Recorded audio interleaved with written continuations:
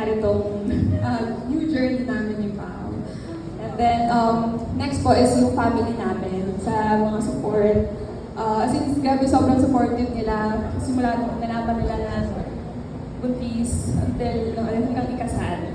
Kasi araw-araw ko na kamusta ko natin Janelle, kamusta ko ng family na kamusta pakiramdam. As well as yung sa mga pagkain, yan. Kailangan eat healthy lang. Tapos, bawal lang fast food. Ay, ito. Pero thank you po sa lahat ng mga lumipad rin na para pumunta po sa wedding namin.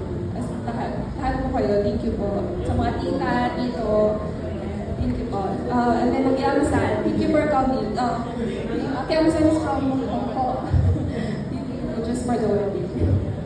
Then Tita Grace as well, from Cebu naman. Ayan, thank you po sa lahat. Maraming salamat po sa mga support niyo po. Sa lola ko po, thank you po.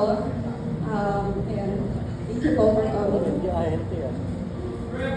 Alright, once again, ladies and gentlemen, palakpakan naman po natin ang ating Univex staff and pa. At kami din po ng kapwa suppliers ay nagpapasalamat po sa inyong lahat. Kung hindi po dahil sa inyong lahat, ang event na ito ay hindi magiging memorable and unforgettable. So palakpakan niyo po ang isa't isa. Maraming salamat. And of course, lahat kayo ay naglaan ng time and effort just to be with us. And of course, kung gusto mo ma-experience ang very affordable and elegant event like a wedding party at Pao, please visit our Facebook page, Pio Garden Restaurant. Once again, I'm your host, hosting so take it safe everyone, God bless, and enjoy the rest of the day.